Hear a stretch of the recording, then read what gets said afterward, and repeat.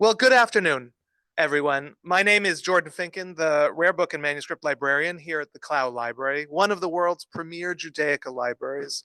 And it is my great pleasure to welcome you here, both in person and virtually. Can everyone hear me in the back? Oh, good. Okay.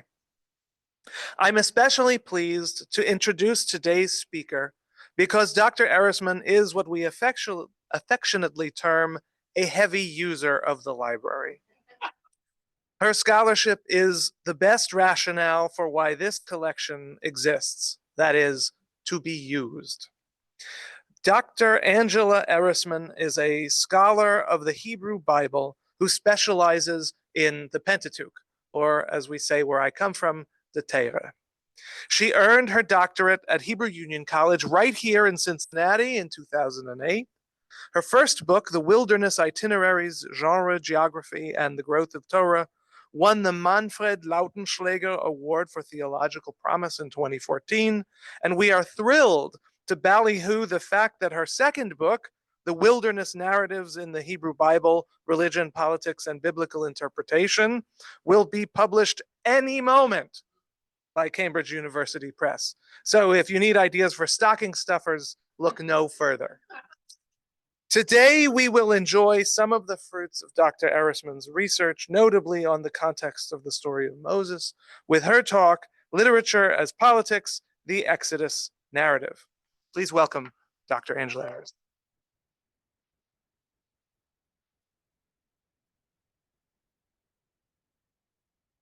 Thank you. Okay, the mic is still working. Yes? Okay. It is a pleasure to be with you here today, here in the Clow Library, as Jordan said, a most extraordinary resource. This place means a great deal to me. I grew up here, academically speaking. The friendships I formed in this building and the things I have learned from its books make me the scholar and the person I am today. So it is a real treat to get to share some of the contents of my new book, due out from, as Jordan said, Cambridge University Press next month, right here in this space with you for nearly the first time publicly. I want to talk to you today about crisis, specifically political crisis. A timely topic, I know, but also one that is as old as the hills. The Greeks, of course, gave us political thought as a discipline, born as democracy emerged from tyranny. But as I hope to show you today, they were not alone. There is no philosophical discourse as such in the Bible, but the scribes responsible for it were certainly thinking about politics, in particular, how to manage, indeed, how to survive political crisis. Writing literature was an important part of how they did it. This is what my book is about. Today, I want to talk about what I suspect may be the earliest such effort, one on which several others were built, as the ancient Israelites navigated their relationship with empires that were, politically speaking, far more powerful than they, the Assyrians, the Babylonians, the Persians. The genesis of political thought in the Bible is, as it were, in Exodus. And those empires are long gone, yet the Torah is very much alive and kicking. This version of the Exodus story has to do with Moses and water. Before we track it, I want to think about the management of water and its implications in a way that is much closer to home.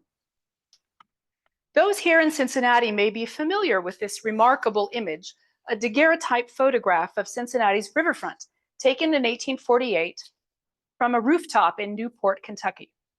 This is one frame of a panorama that extends roughly from Vine Street to Mount Adams. To the left of the riverboat, you can see two men standing on a dock. They're very tiny. And two channels of water running down to the river from the street. Who's seen this picture?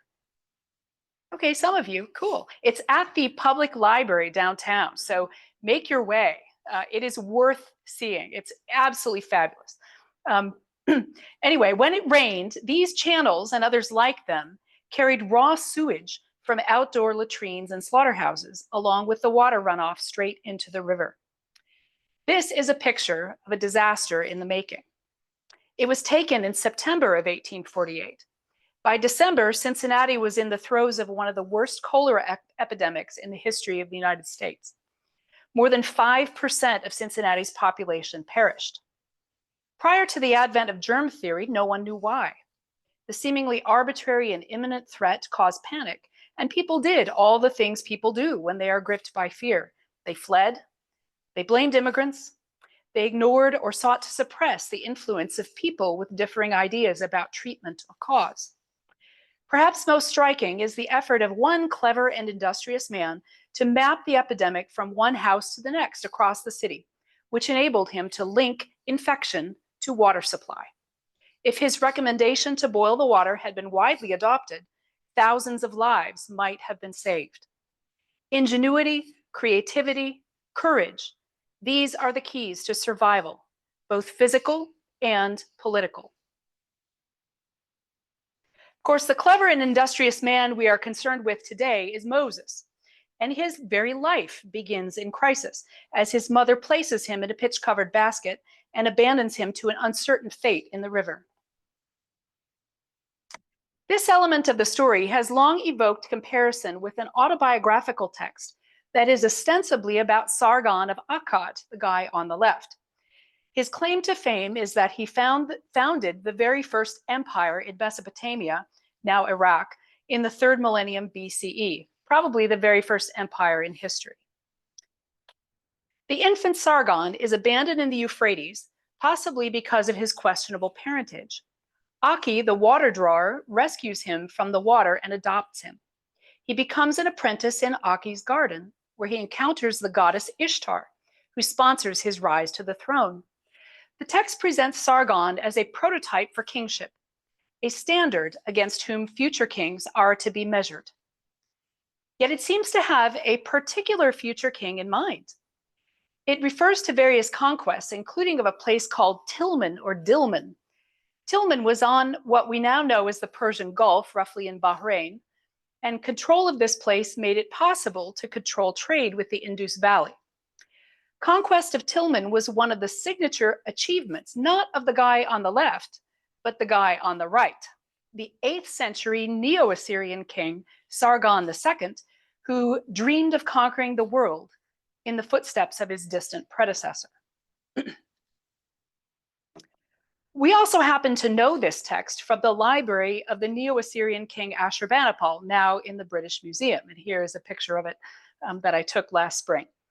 That library contains copies of older texts, to be sure, but the contents of this one lead us to suspect pretty strongly that it was written in order to support the Neo-Assyrian emperor.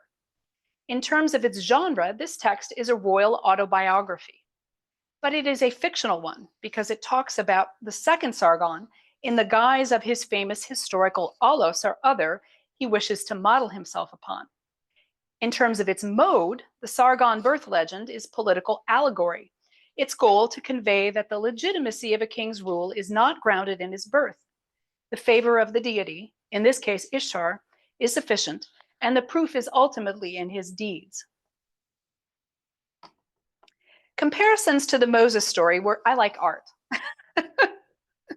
Comparisons to the Moses story were first made more than a century ago in what we might call the second generation of modern scholarly study of the Torah or Pentateuch. The first generation was embodied by the iconic Julius Wellhausen. If you have heard that the Torah is made up of 4 independent source documents, J, E, D, and P, you have Wellhausen to thank for that idea. For what it's worth, roughly half of scholars, including me, no longer think this is a helpful way to think about the origin and history of the Torah, but that's another talk for another day. At any rate, these second-gen scholars were less interested in sources than in how literature in the Bible was related to the literatures of surrounding cultures, Egypt, Mesopotamia, and to a lesser extent, Greece. In this, they followed the lead of another giant in the field, Hermann Gunkel, who taught us to think about the genre of biblical texts. Sometimes a text in the Bible seemed to be directly dependent on one from, say, Mesopotamia. But the connections can also involve the use of motifs instead of direct dependence of one text on another. This appeared to be the case for the Moses story and the Sargon legend, particularly because the abandoned infant motif is ubiquitous. The most thorough study of the Sargon legend counts no fewer than 64 instances of it, widely spaced across time and culture. They cannot possibly all be related. We are now in something like 5th-gen Pentateuchal studies, and commentaries on the book of Exodus continue to explain the Sargon birth legend and the Moses story as independent uses of the abandoned infant motif. I do not think this is the best explanation. So today, I'd like to take you beyond the baby in the basket and show you that the Moses story does not just deploy the abandoned infant motif, but was modeled specifically on the Sargon birth legend and is itself a work of political allegory, just like its model. We will consider why a master scribe might have chosen to craft such a work, which will have implications for when. Finally, our exploration will leave us with new answers to old questions about Moses and the Exodus.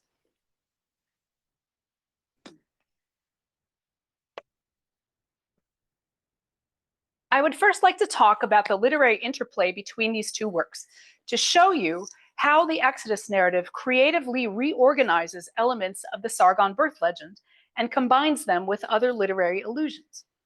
To begin with the obvious, the infant Moses is abandoned in the Nile, not the Euphrates, and Pharaoh's daughter fishes him out of a papyrus thicket. This story is set in Egypt, not Mesopotamia. And these features evoke the birth of a story about the birth of the Egyptian deity Horus, whose mother hides him in a papyrus thicket in order to protect him from Seth, who is trying to kill him. Some have, quite understandably, argued that the Moses story is based on this Egyptian model and not the Sargon legend. Yet we should be careful about boxing ourselves into false choices. Literature plays with elements of culture in the real world, and it can meaningfully resonate with more than one at a time. This is not as possible when we're writing history, but it is very possible when writing other literary genres. In fact, the ability to combine disparate elements of culture with skill, purpose, and ingenuity is arguably the mark of an excellent scribe. Even if the Sargon legend is the main template for the Exodus narrative, this Egyptian resonance creates a damning commentary on Pharaoh, who seeks to kill Moses, just as Seth seeks to kill Horus. The Egyptian king is supposed to be the embodiment of Horus, but this allusion puts Moses in the role of Horus, a royal role, we should note, while Pharaoh plays the role of Seth, who represents disorder and is the opposite of everything a king ought to be. Very clever move. As we will see, this is not the only effort in the Exodus narrative to say that the Egyptian king falls short of the Egyptian ideal of kingship by cleverly deploying Egyptian cultural repertoire. But for now, we can note that we have a story involving elements from both Egypt and Assyria. Second, the role of Aki the water drawer in the Sargon legend is split in the Exodus narrative between Pharaoh's daughter and Moses' Midianite father-in-law. The Midianite gives Moses his apprenticeship, while Pharaoh's daughter rescues him from the river. She also takes on the role of the goddess Ishtar in the Sargon legend, in that she is the one responsible for establishing Moses as a royal figure. She brings him into the Egyptian royal household where he is raised, and she gives him a royal name. The name Moses means son in Egyptian. It is, of course, linked to the role of Pharaoh's daughter as his adoptive mother, but it is also an element of Egyptian royal names that involve the name of a deity, like Thutmose, son of Thoth, the god of wisdom and writing, or Ramses, son of Ra, the sun god. Like Sargon, this infant is destined to be a king, albeit one with roots in Egypt, more so than Mesopotamia, at least at the beginning of the story. As for the apprenticeship, we can note several features that distinguish it from the Sargon legend. First, Moses gets it not through adoption, but through marriage to a Midianite. This is a pure relationship, not the subordinate alliance implied by the parent-child relationship he has with Egypt earlier in the Exodus narrative, and that Sargon has with his adoptive father, Aki. Second, he apprentices not as a gardener, but as a shepherd. This is another image with royal implications. In Egypt, the role of king as shepherd is symbolized by the shepherd's crook, shown here in perhaps its most famous iteration on the sarcophagus of Tutankhamun. The crook is the one on your right, blue and white striped hook thing. Yet the image of king as shepherd also has a long history in Mesopotamia. And the example on the slide is, again, perhaps one of the most well-known. On top of Hammurabi's famous law code, which is really a piece of royal propaganda designed to convey the image of Hammurabi as a just and able king, is an image of Hammurabi being handed a staff by Enlil, the deity Enlil. Yet again, we encounter the possibility that the Exodus narrative is a story about the Hebrews that involves both Egypt and Assyria. Third, Moses is not just given this apprenticeship, he earns it. He is first maneuvered into a royal role in Egypt, albeit in a passive way, as he is drawn out of the water by Pharaoh's daughter and given his name by her. His circumstances are controlling him at this point in the story. As an adult, however, Moses finds himself in a precarious situation. His own people do not trust him, and Pharaoh is out to eliminate him. And he flees to Midian, where he stops to rest at a well. 7 women come to the well to water their father's flock, but they are harassed by shepherds. Now Moses is the one to draw water, as he acts to ensure that the Midianite flocks can drink, and demonstrates his aptitude for the job of shepherd before his father-in-law gives it to him. This is a significant turning point in Moses' character development. His name now takes on its Hebrew meaning, one who draws, in lieu of its Egyptian one, royal son. Moses is becoming an independent actor. What is more, he earns this apprenticeship not where he is rescued, as Sargon does, but outside of Egypt's sphere of influence. Egypt has become a threat to Moses' existence and that of all the Hebrews, and the story develops Moses' royal role, which he first acquired on the banks of the Nile, in a way that is no longer linked to Egypt. Finally, it is in this role as shepherd that Moses receives his divine backing, not from Ishtar, as Sargon does, but from Yahweh at the mountain in the wilderness.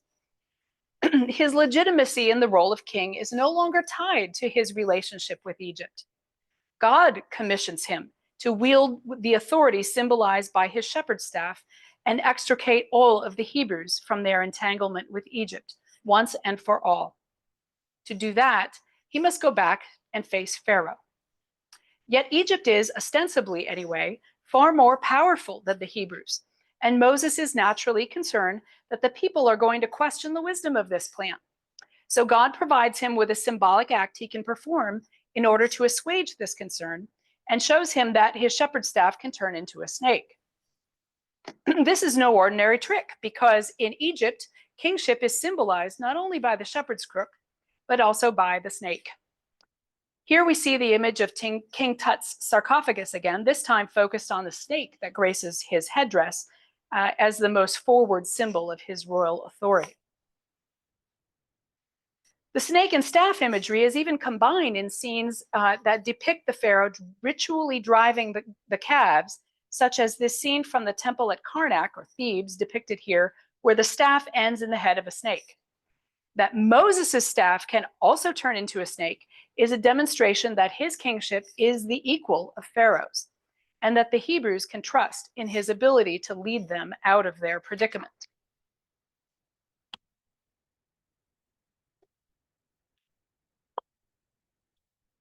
Interaction with the elements of the Sargon legend are limited to chapters 2 through 4 of the book of Exodus. But this version of the story extends further, and what happens as the Exodus narrative develops is key to understanding why it might have been modeled on the Sargon legend. We can see this by tracking its plot structure, which is unified by 3 acts of striking and the development of Moses' character as this plot progresses. The first act of striking occurs while we are still seeing elements of the Sargon legend. Moses finds himself in Midian, where he acquires his apprenticeship because he was forced to flee Egypt. Not only is Pharaoh out to kill him, his own people don't trust him. There's good reason for this. When Moses finds a Hebrew being struck into submission by an Egyptian, he leads by meeting violence with violence.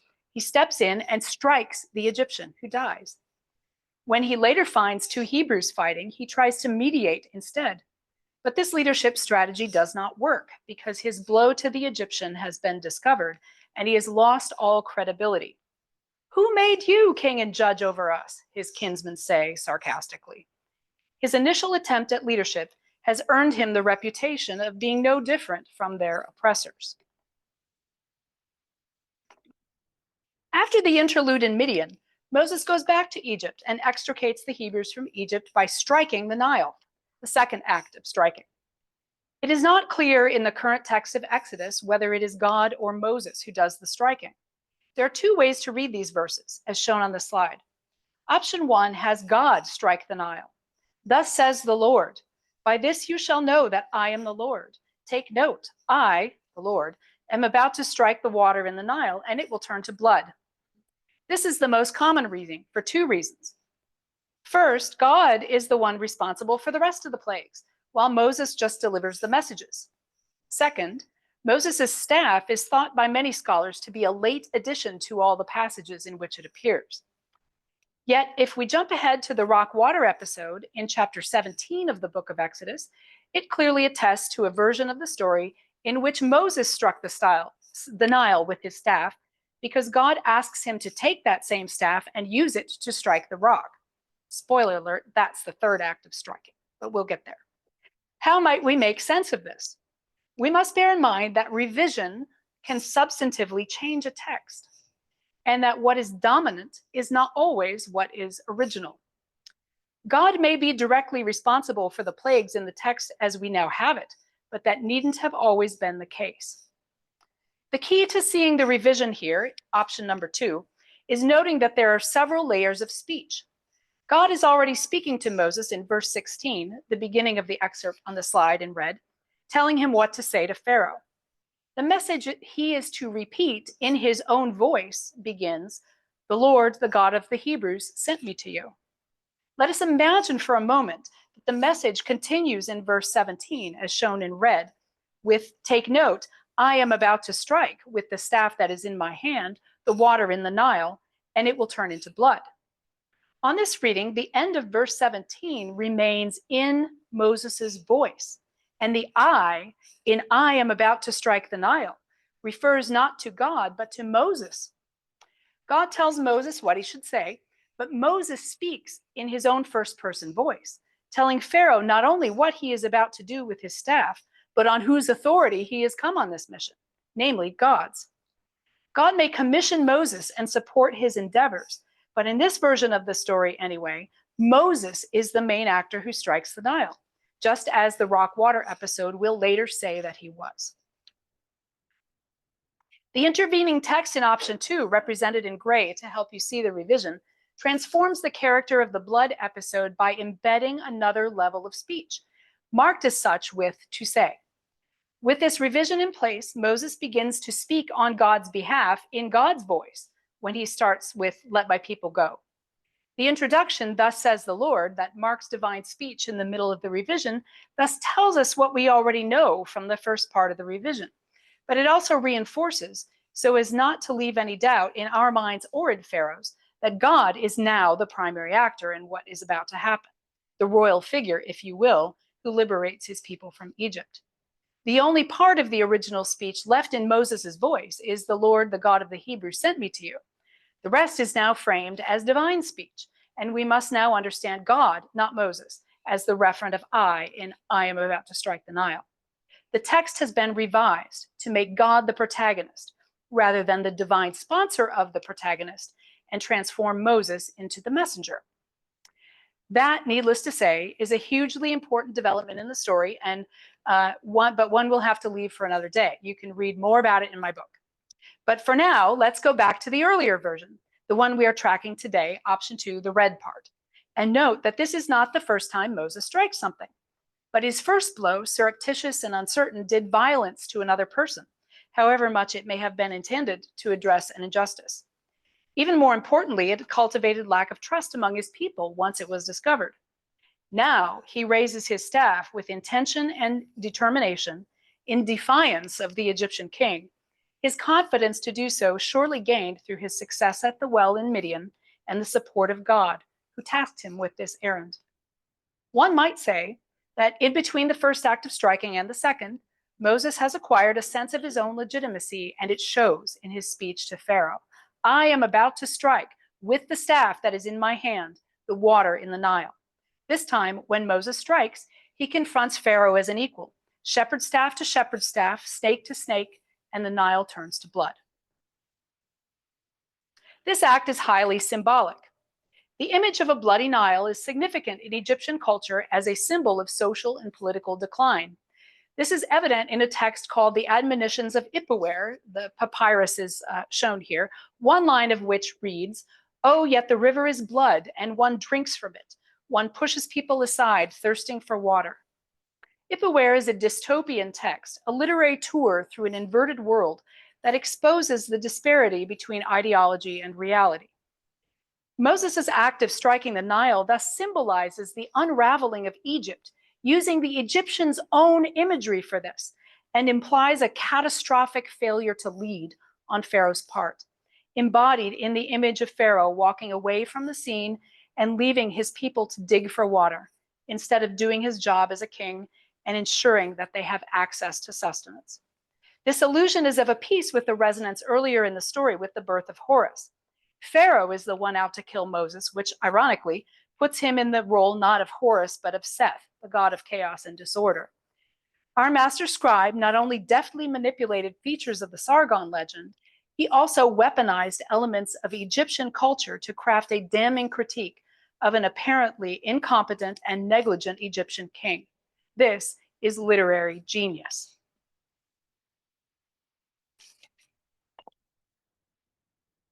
The question then becomes, what will Moses do when his people lack life-giving sustenance? This brings us finally to the rock water story, all the way out in Exodus 17. By the time the Israelites find themselves without water in the wilderness, there is no Egypt left in him, no brutality, no incompetence, no negligence, except the residue of his Egyptian royal name, which now fully takes on its Hebrew meaning. Moses, unlike Pharaoh, does not walk away when his people are in crisis, but he consults God, who offers a solution. If no water source is readily available, make one. Strike the rock, water will flow forth from it, and the people will drink. So, after striking the Egyptian and the Nile, Moses strikes one last time. This time, his act of striking draws water. Moshe means he who draws, and sustains his people, ensuring their survival outside of and independent of Egypt. Water is not merely a biological need. It symbolizes fertility, social order, cultural productivity, life in all the fullness of that word, especially when it is harnessed through the institutions of civilization. Abundant flowing water is framed in ancient Near Eastern creation mythologies as a divine gift. This brings us back to Sargon, who built a new capital city, Dur-Sharrukin, and incorporated the water motif in statues of deities like the one shown in this slide, each of which holds a vessel from which streams of water flow over his entire body. Can you see them? Here's the vessel, and they're etched into the statue. Water flowing over his, and they're down the back too. It's everywhere. There is no human mediator. Wait, hang on. This is an expression of royal ideology because creation is not sustained on its own. It is the job of the king to mediate this divine gift of water and ensure survival for his people. This view of the king's role has a long history in ancient Mesopotamia, and the most obvious biblical analogs are in 2nd Isaiah, where God's ability to make the desert flow with water is used to symbolize divine kingship. There is no human mediator there. The roles of deity and king have collapsed, but they remain distinct in Exodus 17. God provides the instruction, but it is Moses who acts to produce the water. The rock water episode is as much about Moses' legitimacy as it is about the people's sustenance, because here is where their distrust of his ability, expressed in chapter 2 when they say, "Who made you king and judge over us?" is finally resolved. The rock water episode answers this rhetorical question as if it were a straight one. God did, the one who instructs Moses what to do and who stands on the rock while he does it. Like Sargon in his legend, Moses' legitimacy as a royal figure is established not by his lineage, but by his divine commission and ultimately deeds that produce results.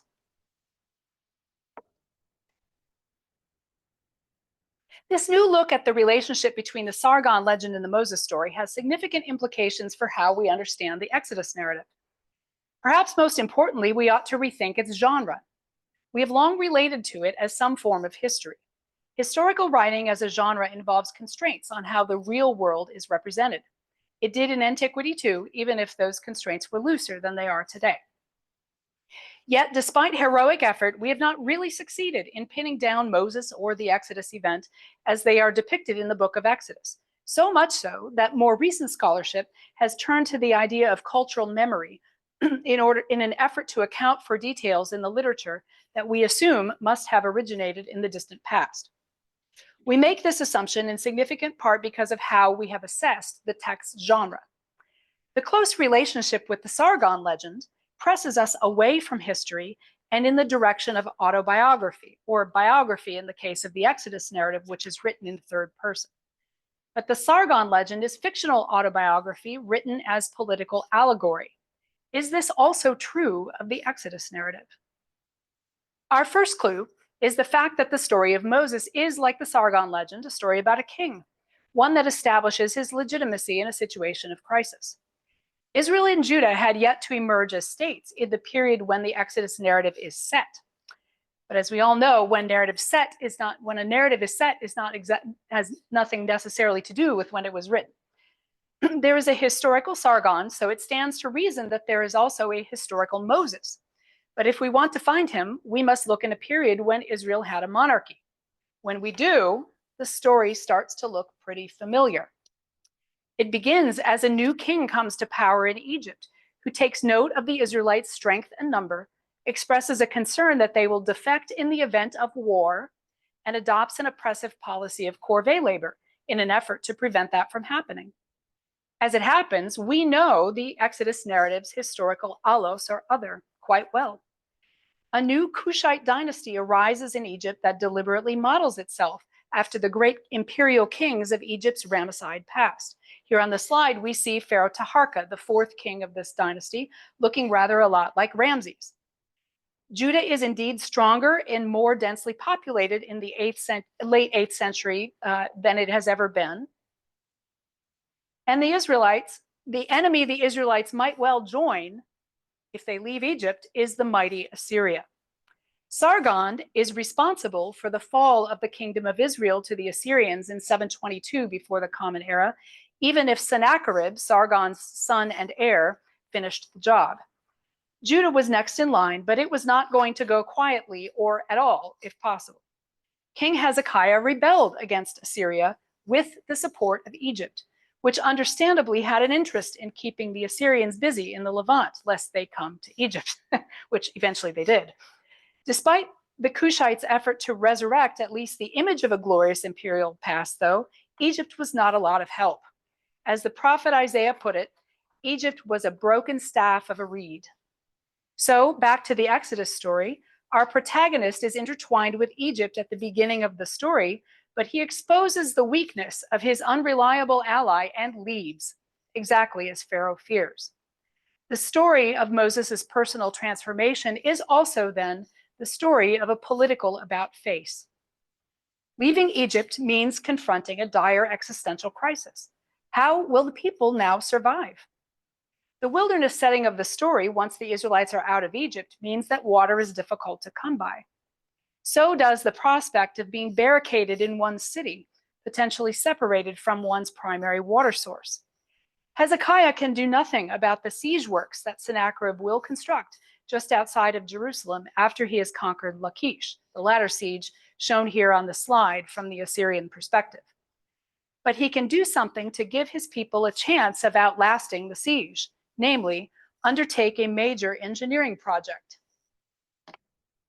Even from a position within the narrative world of the Moses story, we might still hear in Moses' final act of striking the distant ringing of the pickaxes as the stonecutters commissioned by Hezekiah strike the rock and meet each other in the middle of the Siloam tunnel, which was carved in order to bring water into the city from a source outside, at which point the water begins to flow, a moment commemorated in an inscription carved in the tunnel roughly where they met. Isaiah castigates Hezekiah's father Ahaz for failing to rely on the gently flowing waters of Siloam, a metonym for Zion. Hezekiah does not make the same mistake, but draws water out of the rock of Zion itself in order to ensure his people's survival. Allegory works by creating a narrative world that temporarily releases us from all we might have at stake in a real-world situation and gives us the freedom to look in on it from outside.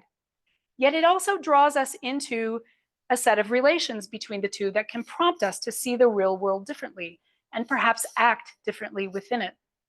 The Exodus narrative is a powerful story of liberation that has impacted generation after generation in just this way. Yet it could also have influenced its first readers in a similar way. Judah's foreign policy problems surely prompted great contention, particularly among the elite. Some may have been critical of Hezekiah's decision to seek Egyptian aid and lost faith in his ability to steer Judah through this crisis. Others may have continued to support reliance on Egypt as the best of the bad options. Even those who might have conceded that it was time for Egyptian alliance to end must have questioned whether Hezekiah's strategy for remaining independent could possibly succeed. We may hear these voices at work in the Exodus narrative, where the Israelites need convincing if they are to trust Moses. Are you sure God appeared to you? Are you positive that leaving Egypt will turn out to be a good idea? Can we actually survive in the wilderness? The Exodus narrative answers yes, yes, and yes. It has a rhetorical function vis-a-vis the very situation it allegorizes. It makes the case that the deeds of the royal water drawer will be effective in preventing Judah's demise. Yet his fellow Judeans may not have been the only ones Hezekiah had to convince. Why is our protagonist's story such an Assyrian one? The choice of genre, fictional royal biography, and water imagery with a long history in Mesopotamian royal ideology practically frames Hezekiah as a Sargonid king, the very model of the enemy. Even beyond the narrative, the act of undertaking a water infrastructure project and commemorating it with a hidden inscription is itself an ideological opportunity that Hezekiah did not waste, namely to frame himself as a ruler in a classic Mesopotamian modality. Kings throughout Mesopotamian history regularly commemorated the building of canals out from the Tigris and the Euphrates, which in the sparse conditions of southern Iraq made agriculture, and thus life, possible. At who could such a message be aimed? Israelite scribes were clearly familiar with Assyrian culture, and they typically used it to pursue anti-imperial strategies in texts like Deuteronomy or Isaiah. But the Exodus narrative, or at least this iteration of it, looks more like a subtle and cleverly crafted statement that Hezekiah has a plan for Judah's survival as an independent state. If the Assyrians find no reason to trust in his allegiance, Jerusalem is likely to suffer the fate of Samaria, its territory annexed and its people dispersed to other parts of the empire. For the Judean elite, who are either skeptical that Hezekiah's plan will succeed or openly in favor of capitulating to Assyria, this may be a message that the king is not about to run Judah into the ground. For the Assyrians, who had a developed intelligence apparatus in the provinces and may have been aware of Hezekiah's messaging, this may be a strategy of appeasement. As if to say, my recent dependence on Egypt is decidedly over. My story is your story. You can feel secure in leaving me on the throne. The literature is politics. Hezekiah's master scribe was hardly the first to experiment with literature for political purposes. The victory of Tukulti-Ninurta I over the Babylonians in a previous era of Assyrian history was justified against internal Assyrian critique in a lengthy epic poem depicted on the left that combined several extant genres of literature, the building inscription, the treaty, the royal hymn, in new ways. This epic not only commemorates the military victory, but also makes a case to the skeptics that Assyria is a worthy heir to the Babylonians, as much a cultural powerhouse as a military one. As the scholar who produced the seminal study of this text said, quote, "Proof of Assyria's new position is the fact that it can delve at will into the full range of Southern literary traditions, combine them subtly with others, particularly inherited Assyrian themes, and build out of the new mixture a new composition of striking literary refinement and power," end quote. It is difficult to avoid seeing a similar achievement in the Exodus narrative on the right in its Dead Sea Scrolls iteration, which is at its core not just an argument for Judah's independence from Egypt, but also for its survival in the only form that might have been possible under the circumstances. Hezekiah appears to have engineered Judah's survival in stone and text alike. His engineering feat may be a marvel of the ancient world, but his text is a testament to the power of literary creativity in shaping how we think about the world and our fortunes within it. You can still walk this tunnel. I have, and some of you may have. I kept the tivas I bought in Jerusalem just for that purpose. I still have them. But it has been far outstripped by modern plumbing, and it is mainly now a tourist attraction. But his text, oh, his text, we still read it. We shape ritual around it. And every year, at least, we reinvent it, just as the scribes responsible for it did in antiquity, in order to reconnect with our roots and inspire ourselves not just to survive, but to use our skill, our courage, our creativity to liberate ourselves from what threatens us and craft ways to thrive in this world. Thank you.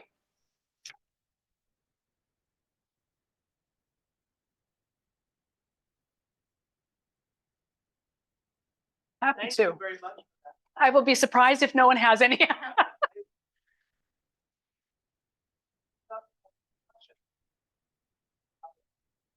David. That's you. Oh, right. Can't hear it. This was really sharp. I've got one, I guess, speed bump. Yeah. Not a stop sign, but a speed bump, which is, so here I am, Hezekiah's chief scribe, writing at his request, and I craft Sargon the First for him in a Moses character. Yeah. But Egypt's a place.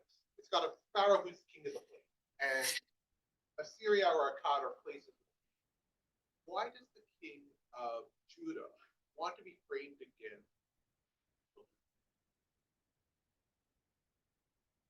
Oh, I don't know if I knew that answer. No, me.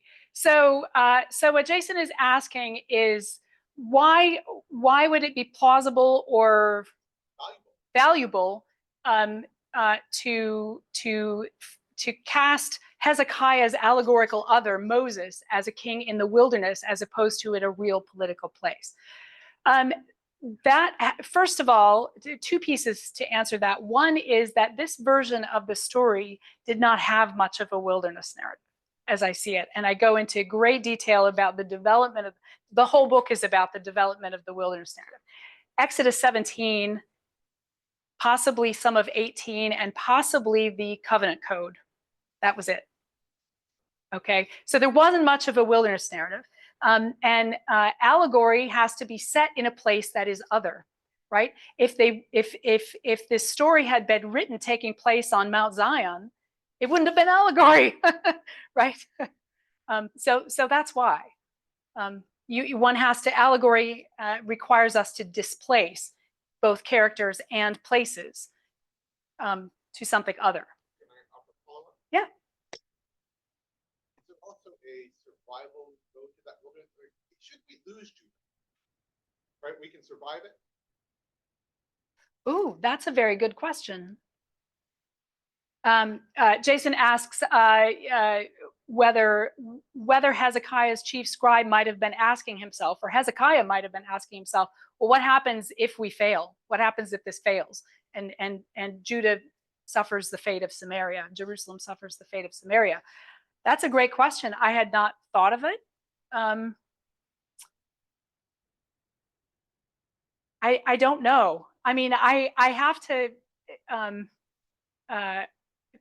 personally, I have to look at this as sort of really a last-ditch effort. Last ditch, probably taking a decade, right? Because the Sennacherib's invasion of Judah didn't happen overnight. So he got ready. He had time to get ready, and he did. I think they saw from Jerusalem what happened to Samaria, and there was no question that if the Assyrians were able to take Judah and Jerusalem, they would all be deported, which, as we know, is eventually what happened to Jerusalem under the Babylonians over a century later. John. Thank you. Good.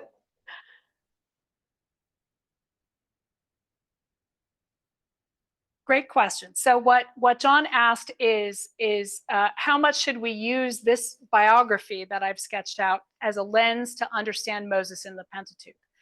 Well, it gives us one facet when we're reading the whole Pentateuch, right? A fully developed wilderness as we have it with manna, with quail, with the Korach episode, with Deuteronomy in it. We have a much more developed character of Moses, because in the various revisions to this version that we talked about today that I track in the book, Moses's character does indeed develop in certain directions. He becomes a prophet, he becomes a king, and he gets all of these other facets. Well, this gives us one of the facets. And frankly, the notion of Moses as king is not one that gets a lot of attention because, and now it's buried, right? It's been buried, but it's still there, right? And I think that one great thing about being able to sort of excavate down these literary layers is not that the later layers are less valuable. They're not. They're equally valuable. They speak to different engagements with empire that Judah has during the Babylonian period, the Persian period, trying to invent themselves in exile, home from exile. There are bits and pieces of the wilderness narrative from all those periods, and they're equally important.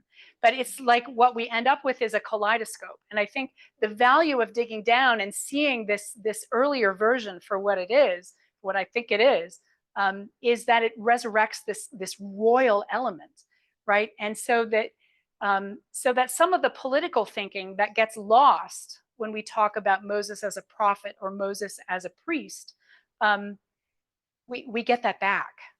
And it's such a profound element of the Exodus and wilderness story. What is leadership in the wilderness, right? In a sense, that's what the wilderness narrative is about. It explores leadership. And in that sense, it is political thinking that is not, that is in some ways of a piece with what's happening in ancient Greece. It's just that they aren't doing philosophy. They're actually doing politics instead of thinking about it. Yes.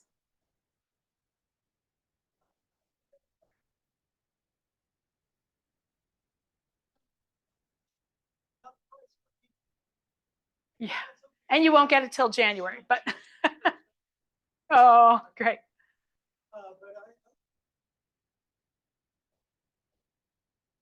Yeah.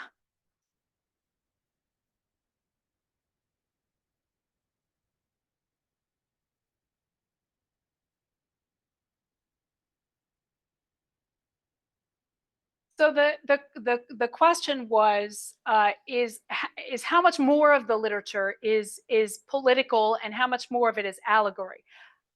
Those have to be two different questions, because obviously the historical texts in the Deuteronomistic history are not everyone wants to call it Deuteronomistic anymore, but in the historical books is not allegory.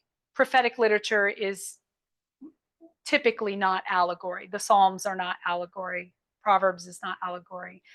The Torah is a lot of allegory, at least the wilderness narrative. And but a lot of it is political, right?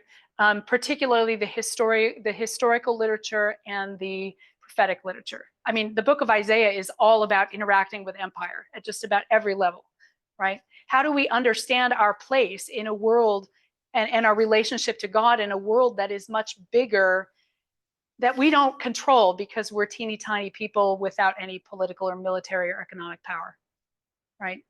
And what's true of Isaiah is also true of a lot of prophetic literature each in its own way. But you also asked about Genesis 2 and 3 as a hidden polemic against royal authority, and I don't think that case will be as hard as you think to make, because if you should know Stephanie Dalley's work on the royal gardens, Exodus 2 and 3 is a royal garden, or sorry, Genesis 2 and 3 is a royal garden, right? So yeah, there's no question that that is the right path. Yes.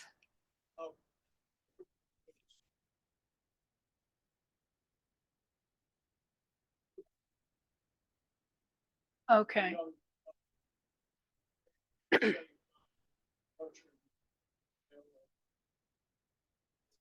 Yeah. Yeah. Sure. Sure. That is not a field that I work in. So oh, sorry. He asked about, thank you for the reminder to do that. He asked about how psychoanalytic readings might interact with the Exodus story. I know there's stuff that has been written on that. I'm not super familiar with it, but of course, one of the most famous works on this is Sigmund Freud's Moses and Monotheism, right? And of course, he's completely wrong, right? About yeah. Yeah. Freud is valuable in lots of other ways. But look, this is, what's one of the things that's interesting about Freud's book, which is as important as it ever was, is how he went about trying to find Moses, make sense of the character Moses, right? And it's unquestionably a classic. Yeah. Okay.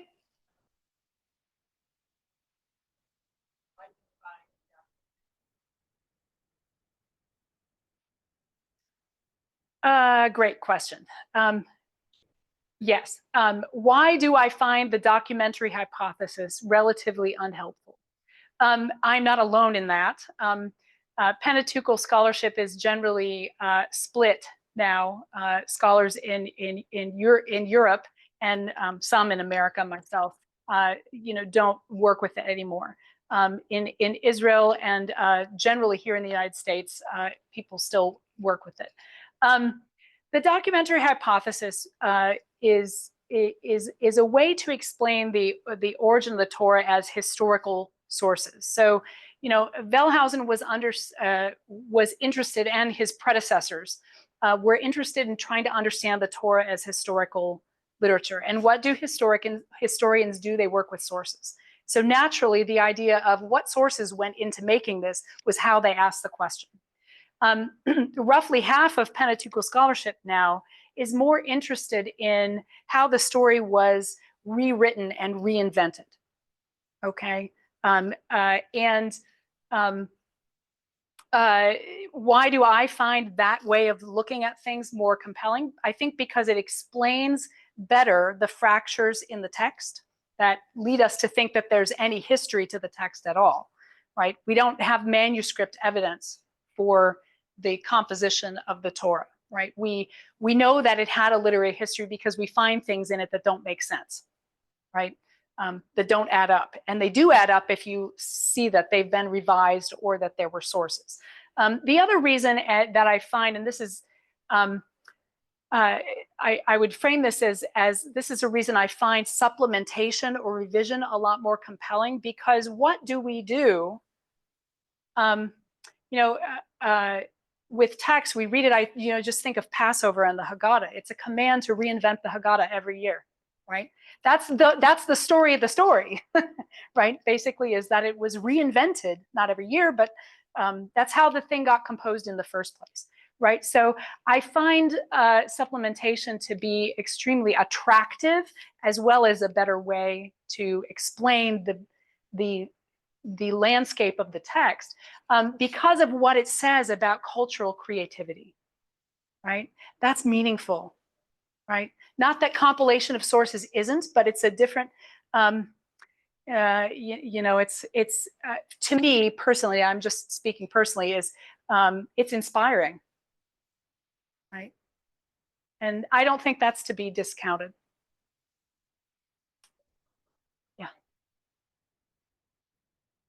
Oh, great. So the question was, what inspired me to undertake this study? Well, my first study, as Jordan mentioned at the beginning, was on the itinerary notices in the wilderness narrative. It was a very narrow, skeletal study of the wilderness narrative. And I wanted to do this book is a sequel, right? That deals with all the complaint episodes about rock water and manna and quail and Korach and all of those. I wanted to put meat on the bones, basically. That's how I got to writing this book.